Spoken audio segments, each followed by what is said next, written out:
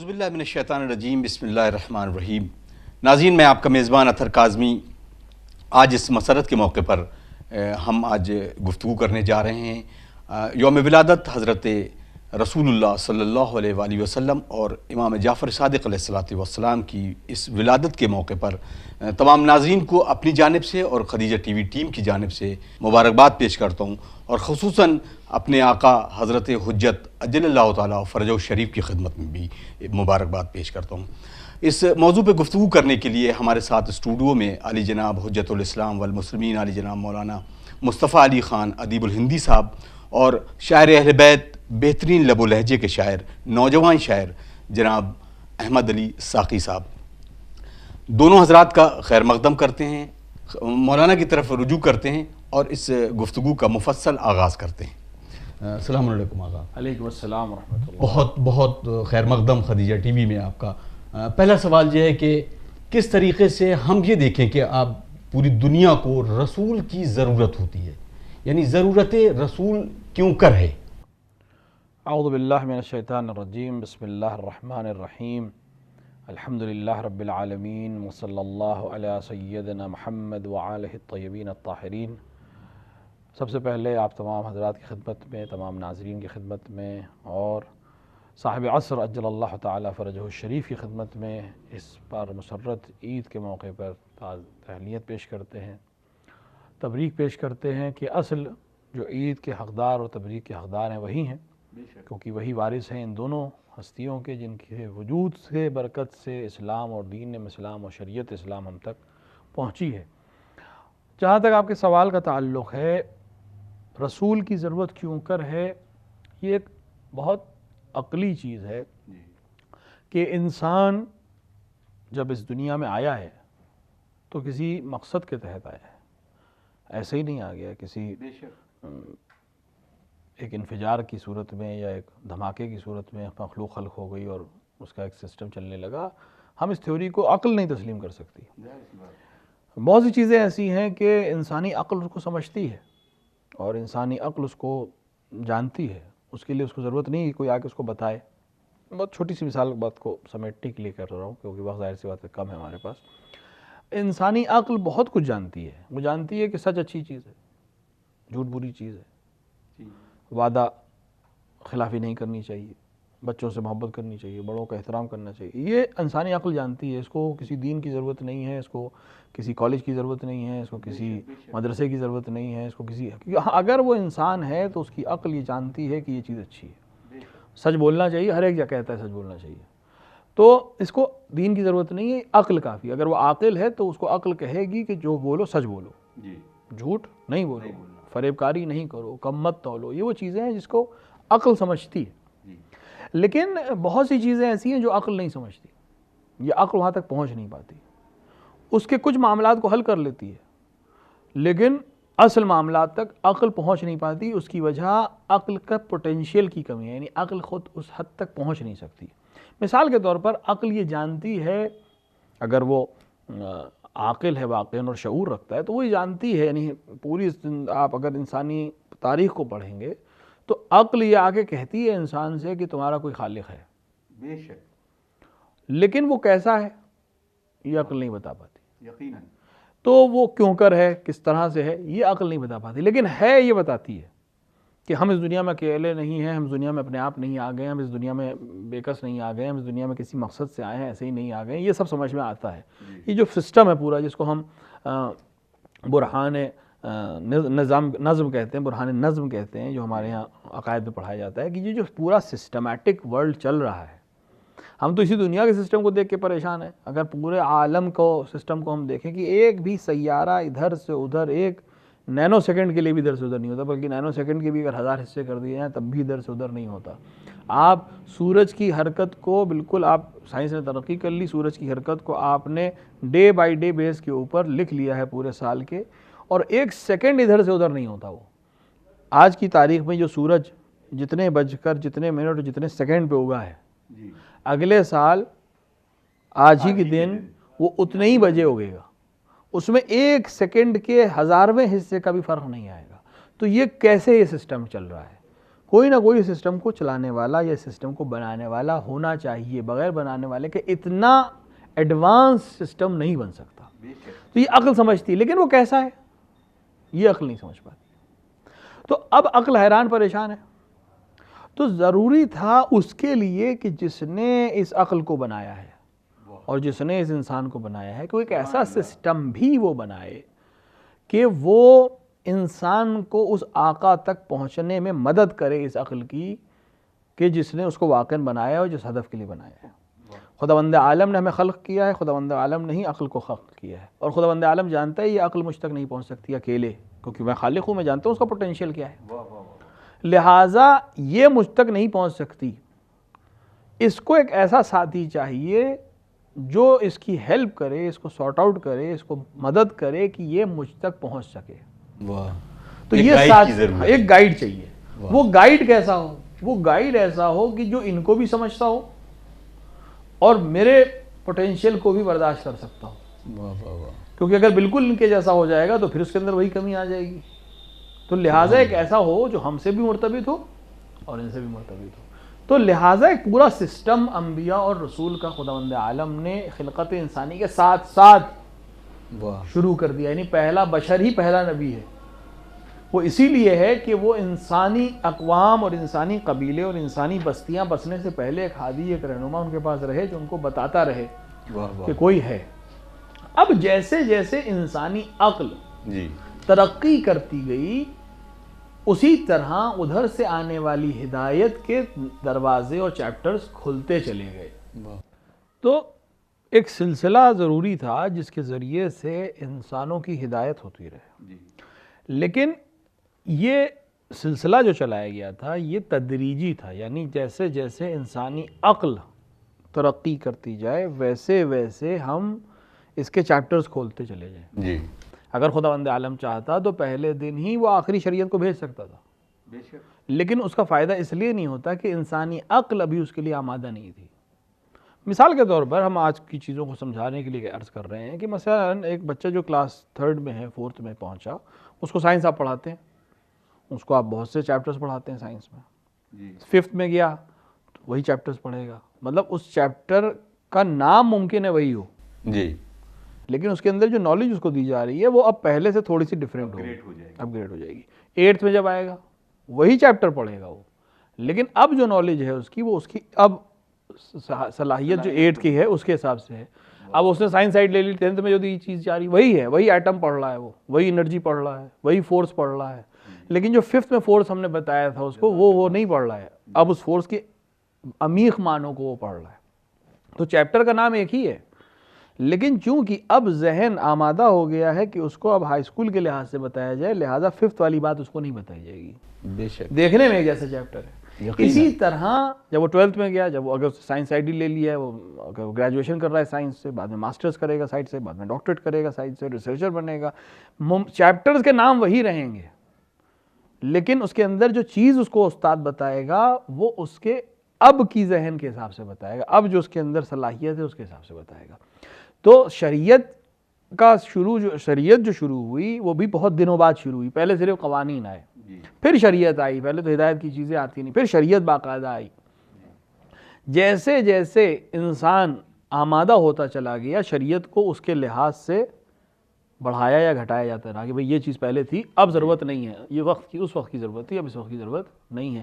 یہاں تک کہ یہ تمام کوششیں ہوتی رہیں اور یہ انبیاء کام کرتے رہے کہ ہم کو اصل اس مقصد تک پہنچنا تھا. یعنی خداوند عالم کو اس مقصد تک پہنچنا تھا کہ اب ہم اس کو بھیجیں جو سب سے امپورٹنٹ ہے، جس کو وجہ سے ہی ہم نے سب یہ پورا سسٹم جس کی وجہ سے ہم نے بنایا تھا. تخلیق جو ہم یہ پوری تخلیق، یہ پورا سسٹم نبوت، یہ پورا سسٹم شریعت، یہ پورا سسٹم انسان اور حیوان اور جو بھی ہے، جو بھی کائنات میں جو کچھ ہے جس کی وجہ سے بنایا تھا، اس کے لیے ساری آمادہ سازی ہو رہی تھی. تو 1,23,999 انبیاء نے ایک کام کیا کہ انسانی ذہن کو اس حد تک اور اس حد تک پہنچا دو کہ اب وہ لاسٹ لیسن ان سے لے سکے جو اصل لیسن دینے آئے گا، جو اس لیسن کا لاسٹ ورژن لے کر آئے گا. تو رسول اکرم صلی اللہ علیہ وآلہ وسلم پہلی مخلوق ہیں جو اللہ کے نور سے خلق ہوئے، اور ان کی وجہ سے سب کچھ بنایا گیا، لیکن ان کے لیے ذہن آمادہ ہو جائیں، لہٰذا 1,23,999 انبیاء نے مشقت کی، محنت کی، ایک طرح سے زمین کو آمادہ کیا کہ ذہن انسانی کی زمین آمادہ ہو جائے تاکہ رسول اکرم کی بات اس کی سمجھ میں آ سکے۔ یہ بھی معلوم تھا کہ یہ تمام جو بیٹھے ہیں اس وقت رسول جس زمانے میں بھیجے جا رہے ہیں یہ تمام اس لائق نہیں ہوں گے، لیکن اگر ایک دو بھی ہیں تو اب ہم ان تک منتقل کر دیں گے، ان کے ذریعے دھیرے دھیرے ایک سسٹم دوسروں تک پہنچ جائے گا۔ ضروری نہیں کہ تمام انسان ایک ہی دن میں وہی اس کیلیبر کے ہو جائیں، لیکن اگر ایک بھی ایسا ہے جو اس چیز کو برداشت کر سکتا ہے اور اس چیز کو درک کر سکتا ہے تو ہم اب اس سٹیج پہ آ گئے ہیں کہ اس چیز کو ہم پیش کریں۔ لہٰذا رسول اکرم صلی اللہ علیہ وآلہ وسلم کی آمد کہ جس کے مسرت موقع پہ ہم آج یہاں بیٹھ کے گفتگو کر رہے ہیں، ان تمام انبیاء کی محنت کا ثمر کی آمد ہے کہ جو انہوں نے برسہ برس محنت اور مشقت اور صبر و امتحان کے بعد اپنے آپ کو اور انسانی سماج کو آمادہ کرنے کے لیے لگا دیے تھے تاکہ ایک ایسا سماج یا ایک ایسا ذہن آمادہ ہو سکے جو رسول اکرم کی تعلیمات کو سمجھ سکے اور آگے بڑھا سکے۔ لہٰذا یہ تمام انبیاء کی محنت کو نتیجے پہ پہنچنے والی شخصیت اور پہنچانے والی شخصیت کی آمد ہے، اور ساتھ ہی ساتھ ان کے وارثوں میں اس وارث کی آمد ہے کہ جو حالات کو دوبارہ رسول کی طرف بوڑھے گا اور ذہنوں کو دوبارہ رسول کی تعلیمات کی طرف بیٹھے گا، کیونکہ بیچ میں ایک ایسے مسائل آئیں گے کہ دوبارہ دنیا ادھر سے ادھر ہوگی، تو ایک ایسا دوبارہ آئے جو دوبارہ انسانی ذہن کو ان تعلیمات کی طرف لے جائے جس کے لیے رسول اکرم آئے تھے اور جو تعلیم رسول اکرم نے دی تھی۔ اور یہ تصادف نہیں ہو سکتا، یہ حادثہ نہیں ہو سکتا کہ دونوں کی تاریخ ایک ہو گئی، یہ خداوند عالم کا انتظام ہے کہ دونوں صادق، جن کو ہم صادقین کہیں، یاد رہیں، وہ زمانے جاہلیت میں اپنے آپ کو صادق کہلوانے والا، اور اس زمانے میں جو رسول کے بعد جھوٹوں کا بازار دوبارہ گرم ہو گیا تھا، اس میں دوبارہ ایک صادق آل محمد علیہ الصلوۃ والسلام آئے اس دنیا میں تاکہ دوبارہ اس صادق اور امین رسول کی تعلیمات کو رائج اور لوگوں تک پہنچایا جا سکے کہ جس کے لیے تمام انبیاء نے محنتیں کی۔ میں ابھی گفتگو کروں گا صادق آل محمد کے حوالے سے بھی۔ آئی ناظرین، اب اس پروگرام کو آگے بڑھایا جائے۔ ہمارے ساتھ ایک بہت ہی نوجوان اور ہونہار خوشگلو شاعر اہل بیت علی جناب احمد علی ساقی صاحب موجود ہیں۔ آئیے ان کے دہن مبارک سے کچھ کلمات شیریں منقبت کے آپ تمام ناظرین کی خدمت میں پیش ہیں۔ آئیے ان کا استقبال کرتے ہیں اور ان سے گزارش کرتے ہیں۔ جی بسم اللہ۔ جہاں بھی جب کبھی میں نے پکارا یا رسول اللہ یا رسول اللہ، سبحان اللہ۔ جہاں بھی جب کبھی میں نے پکارا یا رسول اللہ، نہیں کہنا پڑا مجھ کو دوبارہ یا رسول اللہ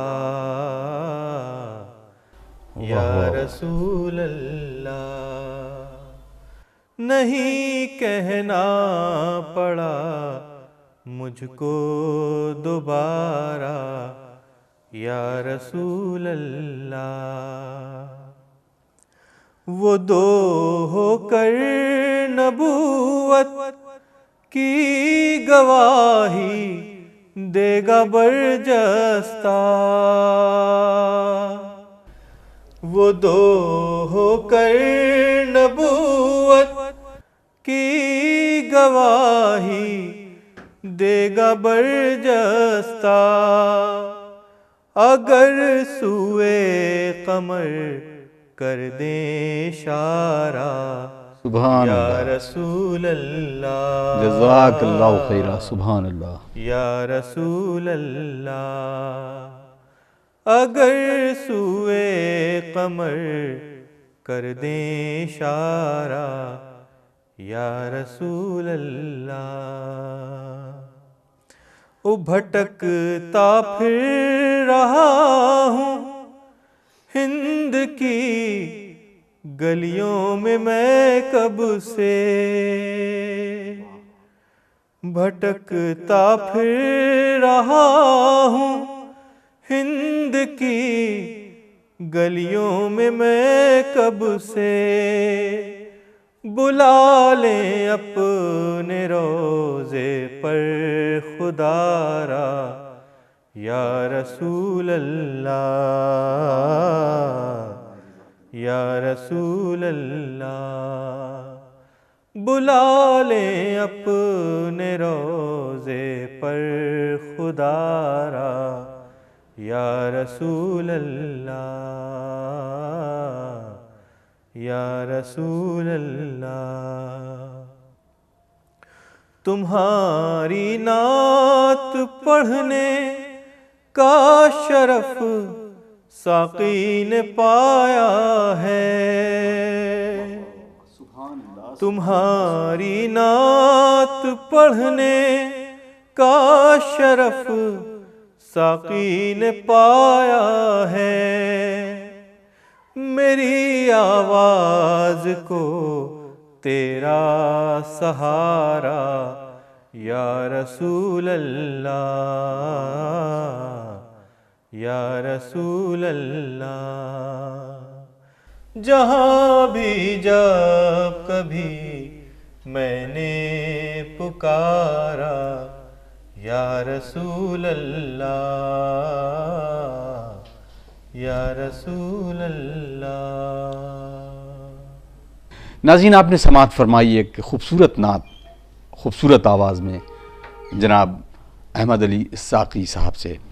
آئی ناظرین، اب حضرت مولانا کی طرف پھر ایک بار پلٹتے ہیں اور سوالوں کا یہ سلسلہ پھر شروع کرتے ہیں۔ مولانا، اب ہم بات کرتے ہیں کہ کس طریقے سے عظمت رسول کو ہم سمجھ سکتے ہیں اور کیسے پوری دنیا کو حضرت محمد مصطفیٰ صلی اللہ علیہ وآلہ وسلم کی عظمت کو بیان کرنے کے لیے وہ کون سے الفاظ اور کیسے القاب جو ہیں وہ سامنے پیش کیے جائیں۔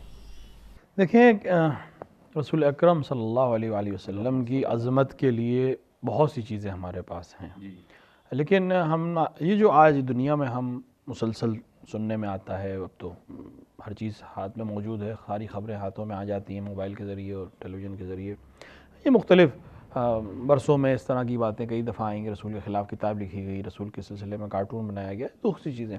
اس میں میرا نظریہ یہ ہے کہ اس میں بہت حد تک خود مسلمان بھی ذمہ دار ہیں۔ اس کی وجہ یہ کہ ہم نے رسول اکرم صلی اللہ علیہ وآلہ وسلم کی شخصیت کو اور ان کی ذات کو اور ان کے مقدس سیرت کو ہم نے اس طرح سے پیش نہیں کیا دنیا کے سامنے جس طرح پیش کرنا چاہیے تھا، اور وہ شکل و صورت اور شمائل رسول اکرم کے جو واقعی ان کی شکل و صورت اور سیرت تھی وہ ہم نے دنیا کے سامنے پیش نہیں کی۔ دیکھیے، اگر میں آپ کو یا آپ کسی اور اپنے مسلمان بھائی کو رسول کی عظمت کے سلسلے میں بتاتے ہیں تو بہت اچھی چیز ہے، لیکن حق یہ ہے کہ وہ لوگ جو رسول کو نہیں جانتے ہیں ان تک رسول کی بات پہنچائی جائے، ان تک رسول کو پہنچایا جائے۔ بے شک اگر ہم آپس ہم مسلمان، خداوند عالم عالمین کا خدا ہے، الحمدللہ رب العالمین، اور رسول اکرم رحمت للعالمین ہے، رحمت للمسلمین نہیں ہے، بے شک بے شک، رحمت صرف مسلمانوں کے لیے رحمت نہیں ہے، عالمین کے لیے رحمت ہے۔ ہم نے اپنا رسول، ہمارا رسول کہہ کے ان کو بالکل سمیٹ دیا۔ اب سامنے والا رسول اکرم کو ہمارے پیغمبر کے عنوان سے اور رہبر کے عنوان سے دیکھتا ہے، تو ہماری کمیوں کو بھی ان کی طرف منسوب کر کے ان کی شخصیت سے اپنے آپ کو بیزار کر لیتا ہے۔ ہاں، اس میں کچھ پڑھے لکھے لوگ ہیں جو تحقیق کرتے ہیں، وہ ظاہر سی بات ہے وہ پڑھ لکھ کر اپنی بات کرتے ہیں، تو ہماری ذمہ داری ہے کہ ہم اولاً اپنے کردار کے ذریعے اپنے آپ کو ویسا بنائیں جیسا رسول کے چاہنے والے اور رسول کے کا کلمہ پڑھنے والے کو ہونا چاہیے۔ ساتھ ہی ساتھ ہماری ذمہ داری ہے کہ دنیا تک رسول کے اس کردار کو ہم پیش کریں۔ اگر ہم لوگوں کو قتل کر کے یہ کہیں کہ رسول نے حکم دیا ہے قتل کرنے کا، تو کوئی بھی انسان ایسے رسول سے متنفر ہو جائے گا جو لوگوں کو اور بچوں کو عورتوں کو قتل کرتا ہوں۔ لیکن اگر ہم دنیا تک اس رسول کی حدیثوں کو پہنچائیں جو جنگ پہ جانے سے پہلے لوگوں کو بتا رہا ہے کہ تم بھاگتے ہوئے کا پیچھا نہیں کرو گے، جو ہتھیار ڈال دے اس کو قتل نہیں کرو گے، عورتوں پہ حملہ نہیں کرو گے، بچوں پہ حملہ نہیں کرو گے، بوڑھوں پہ حملہ نہیں کرو گے، پانی میں تم زہر نہیں ملاؤ گے، تم ہرے پیڑوں کو نہیں کاٹو گے۔ آج کی دنیا میں فوجیں نہیں کر رہی ہیں، پروٹوکول فالو نہیں کر رہی ہیں، وہ اس وقت 1400 سال پہلے رسول اللہ اکرم بیان کر رہے ہیں اور اپنی فوج کو حکم دے رہے ہیں کہ اس طرح کرو، بے شک، کہ تمہیں اجازت نہیں ہے۔ اس کے علاوہ دیکھیں رسول اسلام پر ایک بہت بڑا الزام ہے کہ یہ تلوار کے ذریعے سے پھیلا، تو ہمیں بتانے کی ضرورت ہے کہ جو لوگ اہل تحقیق ہیں وہ تو ہی ہیں، جو نہیں ہیں ان تک ہم پہنچائیں کہ رسول کی اس زندگی میں جو 83 یا 86 جنگیں ہوئی ہیں، یہ 86 جنگیں کو ہم کتنی بڑی جنگ سمجھ رہے ہیں؟ اس میں کل ملا کے کچھ 100 لوگ قتل ہوئے ہیں، اور نتیجے میں کتنے انسانوں کو آزادی ملی ہے، کتنے عورتوں بچوں کو عزت اور شرف کی زندگی ملی ہے۔ جہاں بچوں اور عورتوں کو صرف ایک استعمال کرنے والی شے سمجھا جاتا تھا، جہاں بچیوں کو زندہ دور کر دینے کو شجاعت اور شرف سمجھا جاتا تھا، جہاں ماں کی کوئی عزت نہیں تھی، باپ کا کوئی شرف نہیں تھا، بھائی سے کوئی مسئلہ نہیں تھا، قرابت داری کوئی چیز نہیں تھی، اور شجاعت کے نام پر لوگوں کو قتل کر دینے کو شجاعت سمجھا جاتا تھا، وہاں رسول انسانی اقدار کو پیش کر رہے تھے، تو وہ بتانے کی ضرورت ہے۔ تو اگر ہم وہ نہیں بتائیں گے اور اپنا کردار بھی ایسا بنا لیں گے کہ جس پہ یہود بھی شرمندہ ہو جائیں بقول علامہ اقبال کے، تو پھر ہم کس طرح اس رسول کی نمائندگی کر سکتے ہیں کہ جو واقعاً محبت کا رسول تھا اور عظمت کا رسول تھا، انسانی اقدار کا رسول تھا۔ اب آئی بات، تو پھر ہم ذمہ دار ہیں۔ خداوند عالم نے ہمیں بتایا کہ عظمت رسول کیا ہے۔ خود رسول اکرم کی مشہور معروف حدیث ہے کہ مجھے کسی نے نہیں جانا اے علی سوائے تمہارے اور خداوند عالم کے۔ تو اس حدیث میں کوئی شک نہیں ہے۔ تو کیوں نہیں جانا؟ کیونکہ ظاہر سی عظمت رسول سمجھنے کے لیے رسول کی پوری آپ کی جو پوری زندگانی وہ نظر میں ہونی چاہیے۔ ظاہر سے جب سے رسول ہے اور جب تک رسول ہے کوئی ایک ایسا ہونا چاہیے۔ یہاں پہ میں ضرور رکوں گا، بہت خوبصورت سا سوال جو ذہن میں آیا کہ اس حدیث کے پس منظر میں کہ یا علی آپ مجھے کسی نے نہیں سمجھا سوائے خدا کے اور آپ کے، یا آپ کو کسی نے نہیں سمجھا سوائے میرے، اس میں ایک انسان کے لیے، ہمارے جیسے انسان، ایک خاکی آسی بندے کے لیے معرفت رسول رکھنا کس حد تک بما ہوا، یا اس کو کہیں کہ ایک بے حق کہیں اس تک فالو کیا جا سکتا ہے اور کیسے کیا جا سکتا ہے؟ دیکھیے، ہر خداوند عالم نے ہر انسان کو عقل جو دی ہے، انسان خود اپنا کیلیبر جانتا ہے اور اس کا خدا جانتا ہے۔ بے شک۔ آپ کس حد تک رسول کو جان سکتے تھے اور آپ کس حد تک جانے، اس پر آپ سے سوال کیا جائے گا۔ ظاہر سی بات ہے آپ امیر المومنین نہیں بن سکتے، یقیناً نہیں۔ آپ اللہ کی عبادت ویسے نہیں کر سکتے جیسے رسول اکرم نے کی، نہ ویسے کر سکتے ہیں جیسے امیر المومنین علیہ السلام نے کی، لیکن جیسے کر سکتے ہیں کیا ویسی کی، یہ سوال ہوگا۔ واہ واہ واہ۔ تو رسول اکرم کو جیسے جاننا چاہیے، تو خود رسول اکرم نے کہہ دیا کہ مجھے نہیں جان سکتا کوئی سوائے اللہ کے اور تمہارے علی۔ البتہ یہاں سے مراد وہ لوگ بھی جو سطح ہے امیر المومنین پر، وہ بھی ہیں امام حسن، امام حسین، اس طرح کی یہ شخصیات اسی میں شامل ہیں، یعنی خاص ذوات کے علاوہ کوئی مجھے میری عظمت کو نہیں جان پایا۔ تو ہماری ذمہ داری ہے کہ انہوں نے جس طرح پہچانوایا ہے ہم کم سے کم اس حد تک ان کو پہچاننے کی کوشش تو کریں۔ ہم اگر یہ ہاتھ پہ ہاتھ رکھ کے بیٹھ جائیں تو ہم تو پہچان ہی نہیں سکتے، تو پھر ہم پڑھ ہی نہیں۔ یہ مطلب نہیں ہے قرآن کو ہم چونکہ سمجھ نہیں سکتے لہذا پڑھے نہیں، تو پھر قرآن بھیجا کیوں گیا تھا؟ قرآن ہمارے لیے بھیجا گیا ہے۔ قرآن صرف انبیاء کے لیے، رسول اکرم کے لیے، امیر المومنین کے لیے نہیں بھیجا گیا، وہ تو پہنچانے والے ہیں، ہمارے لیے بھیجا گیا، ہماری ہدایت کے لیے بھیجا گیا، تو ہماری ذمہ داری ہے اس کو پڑھیں۔ تو جس طرح ہم نے قرآن کو صرف پڑھنے کی چیز سمجھ لیا اور قرات کرنے کی چیز سمجھ لیا اور اس کو الگ الگ لہجے میں کتنی بہترین طریقے سے قرات کی جا سکتی ہے، اسی کے کمپٹیشن میں ہم پھنسے ہوئے ہیں، اسی طرح رسول کی شخصیت میں بھی ہم اسی طرح پھنسے ہوئے ہیں۔ ان کے سلسلے میں ہم شعر اچھے کہہ دیں، ان کے سلسلے میں تقریر اچھے کر دیں، اصل مقصد ان تقاریر کا، ان اشعار کا یہ ہے کہ ہم رسول کو سمجھ سکیں تاکہ رسول کے کہے ہوئے پہ عمل کر سکیں۔ جب تک ہم رسول کو نہیں سمجھیں گے ان کے کہے ہوئے پہ عمل بھی ہم اس طرح نہیں کر پائیں گے، اس طرح کرنا چاہیے۔ تو اب رہی بات کہ شخصیت کو ہم کیسے پہچانوائیں، تو اگر مسلمانوں کے درمیان گفتگو ہو رہی ہے کہ اکثر لوگ اس معاملے میں ہیں، تو خود مسلمانوں تک اگر عظمت پہنچانی ہو تو قرآن کریم بہترین وسیلہ ہے کہ تمام اختلافات ختم ہو جاتے ہیں قرآن کے اوپر۔ ہم کسی شخصیت کا نام لیں، ممکن ہے کسی کی مورد احترام ہو، کسی کی مورد احترام نہ ہو، کوئی ان کو سمجھ سکتا ہو، کوئی نہیں سمجھ سکتا ہو، لیکن قرآن کو تمام امت مسلمہ قبول کرتی ہے۔ تو اگر قرآن احترام رسول جو بیان کر رہا ہے اس کو تو ہم مانیں گے۔ آپ دیکھیں، دو مثالیں میں آپ کو دوں گا، ظاہر سی بات ہے وقت کے لحاظ سے دو مثالیں میں آپ کو دوں گا جس سے عظمت رسول جو خداوند عالم نے قرآن کے ذریعے ہم تک پہنچائی۔ دیکھ کچھ چیزیں ہو سکتی ہیں ڈائریکٹ حکم ہے، جیسے قرآن میں ڈائریکٹ حکم ہے کہ اے لوگوں رسول کو اس طرح خطاب نہ کیا کرو جیسے ایک دوسرے کو آپس میں پکارتے، خود یہ حکم بتا رہا ہے کہ عظمت رسول کچھ الگ ہے، تم جس طرح ایک دوسرے سے بات کرتے ہو ایسے رسول کو خطاب مت کیا کرو، ایک دوسرے کو پکار لیتے ہو ایسے رسول کو نہ پکارا کرو۔ اس کا مطلب کہ خداوند عالم کی نظر میں شخصیت رسول ایک الگ احترام کی حامل ہے۔ واہ واہ واہ۔ اور خدا حکم دے رہا ہے اس چیز کا۔ دوسری چیز یہ ہے کہ بہت سی چیزیں ایسی ہوتی ہیں جو آپ بین السطور ہوتی ہیں، جو لکھی نہیں ہے لیکن آپ کی سمجھ میں آنی چاہیے۔ میں اس کی ایک مثال آپ کے سامنے دیتا ہوں جس کے ذریعے سے عظمت رسول اکرم صلی اللہ علیہ وآلہ وسلم آپ کی سمجھ میں آ سکتی ہے اور تمام لوگوں کی سمجھ میں آ سکتی ہے. دیکھیں خداوند عالم نے قرآن میں جب بھی کسی نبی کو خطاب کیا ہے اس کا نام لے کر خطاب کیا ہے. یا موسیٰ، یا عیسیٰ، یا داؤد، یا ابراہیم، یا اسماعیل، نام لے کے خطاب کیا. اپنے رسول کو نام لیا. یہ عظمت ہے، یہ شان ہے کہ خداوند عالم اپنے نبی کو نام لے کے پکار رہا ہے. عظمت ہے. لیکن پورے قرآن میں کہیں پہ بھی رسول اکرم کو جب خطاب کیا ہے تو نام لے کے خطاب نہیں کیا. کہیں پورے قرآن میں یا محمد ہے ہی نہیں صلی اللہ علیہ وآلہ وسلم. اگر ہے تو طٰہٰ ہے، یاسین ہے، مزمل ہے، مدثر ہے، ایھا الرسول ہے، ایھا النبی ہے. یا نام سے، لقب سے پکارا ہے، ٹائٹل سے پکارا ہے، عہدے سے پکارا ہے، صفات سے پکارا ہے، فضائل سے پکارا ہے، نام نہیں لیا ہے. یعنی اس حد تک خداوند عالم عظمت رسول کا قائل ہے کہ وہ اپنی ذات کے لیے بھی پسند نہیں کرتا کہ میں اس کو نام لے کے پکاروں. تو جہاں تمام انبیاء کو خطاب کر رہا ہے ان کے نام سے، وہاں رسول کو ٹائٹل سے خطاب کر رہا ہے، عہدے سے خطاب کر رہا ہے، لقب سے خطاب کر رہا ہے. یہ عظمت رسول کو بیان کرنے کے لیے کہ جو صاحب عقل ہیں. قرآن میں کہہ رہا ہے غور کرو قرآن میں. یہ غور کرنے کا ایک طریقہ یہ بھی ہے کہ قرآن میں دیکھو قرآن رسول کو کس طرح خطاب کر رہا ہے خداوند عالم. یعنی مقام خطاب میں بھی انبیاء برابری نہیں کر سکتے رسول اکرم کی.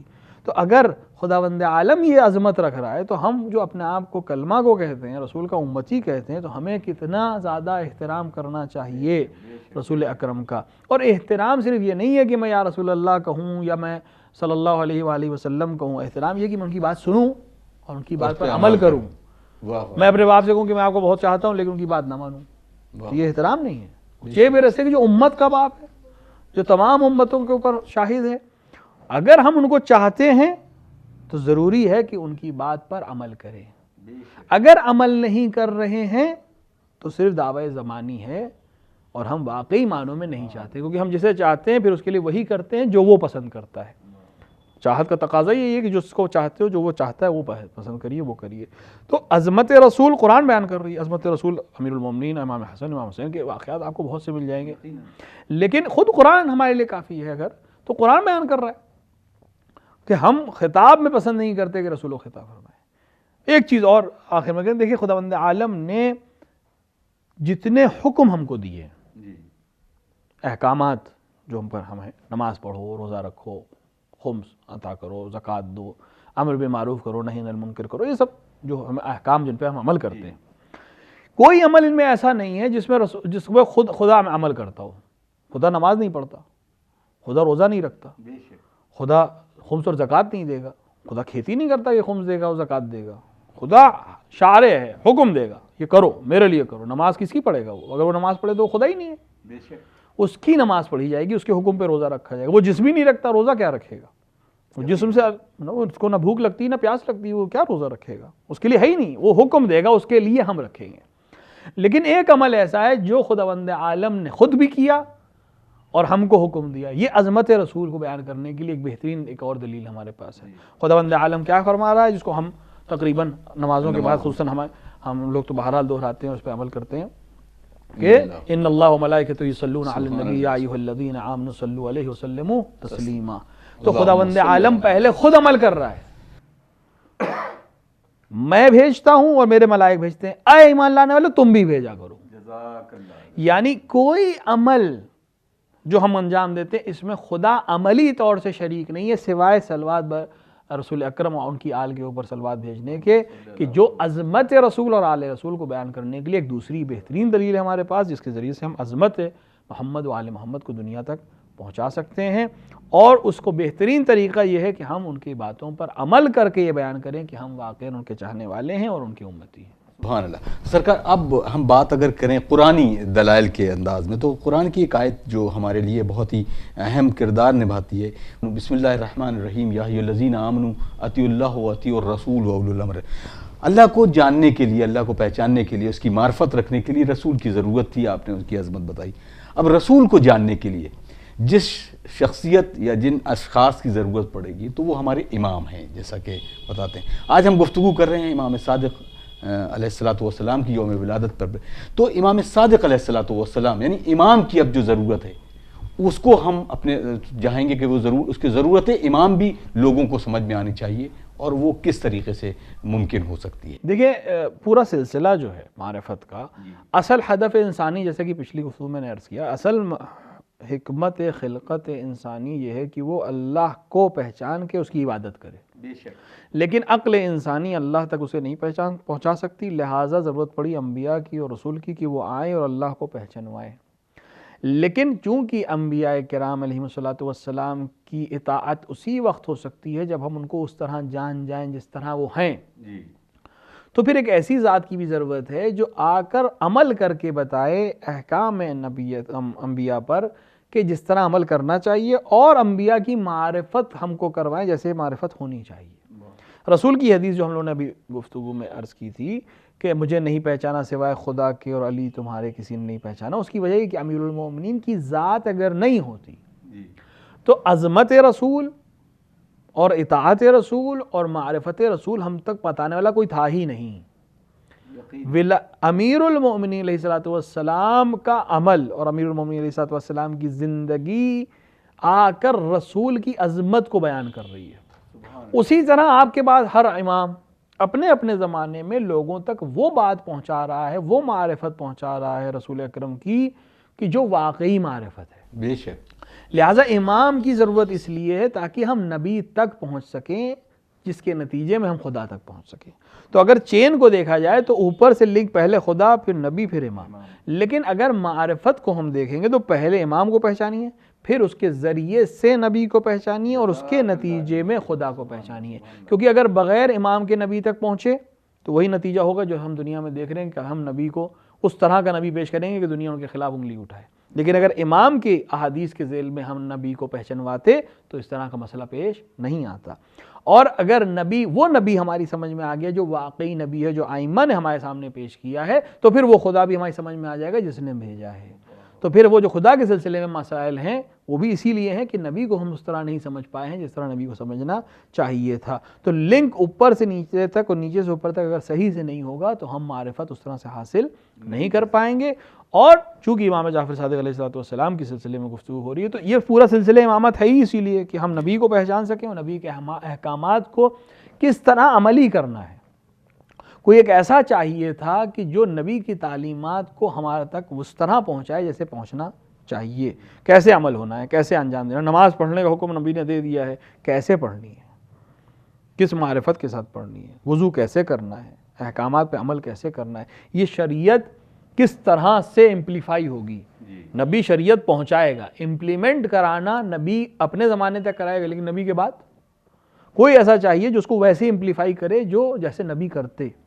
لہٰذا ایک سلسلہ ہے ائمہ علیہ الصلوۃ والسلام کا، خصوصاً امام صادق علیہ الصلوۃ والسلام کا جو معاملہ ہے وہ اس طرح سے ہے کہ جو آج ہماری جو فقہ ہے وہ فقہ جعفری اسی لیے کہلاتی ہے کہ رسول اکرم کے بیان کیے ہوئے احکامات کو احیاء کیا، دوبارہ زندہ کیا. کیونکہ زمانے کے مختلف تھپیڑوں نے آ کر احکامات کے اوپر ایک چادر ڈال دی تھی، جہالت کی ایک چادر ڈال دی تھی، حکومت کی ایک چادر ڈال دی تھی، غفلت کی.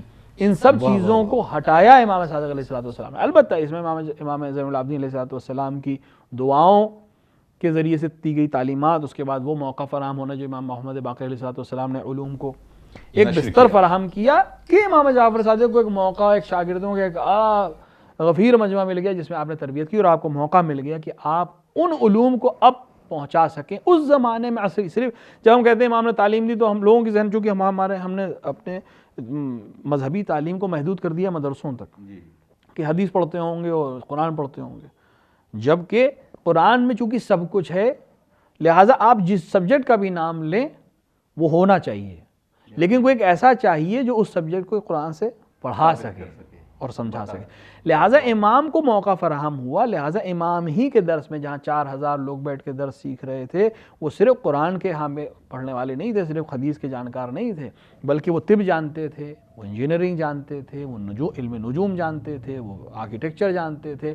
ہر طرح کے شاگرد آپ نے پرورش کیے جن کی فہرست موجود ہے. پڑھنے والے لکھنے والے افراد جا کے تحقیق کر سکتے ہیں کہ جس فن میں تمہیں بحث اور مناظرہ بات کرنی ہو ہم نے ایک شاگرد کی تربیت کر دی ہے. تمہیں طب میں چاہیے یہ طب میں موجود ہے، تمہیں آرکیٹیکچر میں چاہیے یہ ہے، تمہیں انجینئرنگ میں چاہیے، تمہیں علم نجوم میں چاہیے، جس علوم میں علم میں تمہیں چاہیے.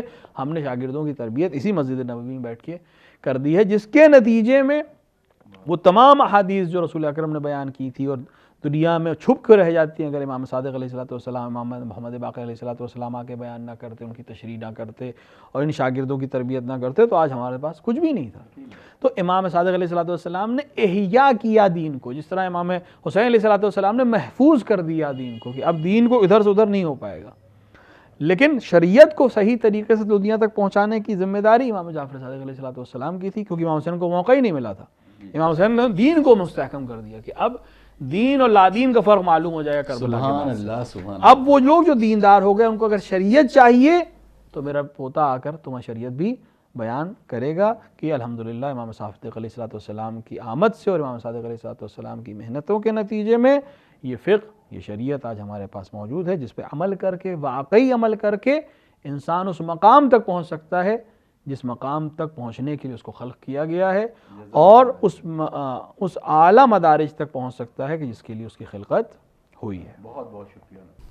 ناظرین، یہ خصوصی پروگرام آپ دیکھ رہے تھے خدیجہ ٹی وی پر، اور ہم سے محو گفتگو تھے علی جناب مولانا مصطفیٰ علی خان صاحب قبلہ، ایک نورانی گفتگو کے ساتھ. آئی ناظرین، اب ہمیں اجازت دیجیے اور اس دعا کے ساتھ کسی اور پروگرام کے ذریعے پھر حاضر ہوں گے. ہمارے ساتھ موجود ہیں علی جناب احمد علی ساقی صاحب، وہ آپ تمام ناظرین کی خدمت میں ایک منقبت پیش کریں گے. اس دعا کے ساتھ اپنے میزبان اطہر کاظمی کو اجازت دیجیے کہ کسی اور پروگرام کے ذریعے پھر حاضر ہوں گے. السلام علیکم ورحمۃ اللہ وبرکاتہ. جو اپنی ذات سے ہارے درود پڑھنے لگے، جو اپنی ذات سے ہارے درود پڑھنے لگے، جو اپنی ذات سے ہارے درود پڑھنے لگے، تجھے مدد کو پکارے درود پڑھنے لگے، تجھے مدد کو پکارے درود پڑھنے لگے. میرے چراغ کی لو کم ہوئی تھی جب کل رات، سبحان اللہ. میرے چراغ کی لو کم ہوئی تھی جب کل رات، تو میں نے دیکھا ستارے سبحان درود اللہ. پڑھنے لگے، تو میں نے دیکھا ستارے درود پڑھنے لگے. کسی نے شور میں اس اسم کو پکار لیا، کسی نے شور میں اس اسم کو پکار لیا، خاموش ہو گئے سارے درود پڑھنے لگے، خاموش ہو گئے سارے درود پڑھنے لگے. او فلک پجاتی ہے اس بے زبان کی آواز، فلک پجاتی ہے اس بے زبان کی آواز، جو چشم نم کے سہارے درود پڑھنے لگے، تجھے مدد کو پکارے درود پڑھنے لگے. پھر اس نگاہ نے ہر شے کا زاویہ بدلا. پھر اس نگاہ نے ہر شے کا زاویہ بدلا. زمیں کے سارے نظارے درود پڑھنے لگے. تجھے مدد کو پکارے درود پڑھنے لگے. جب اپنی ذات سے ہارے درود پڑھنے لگے.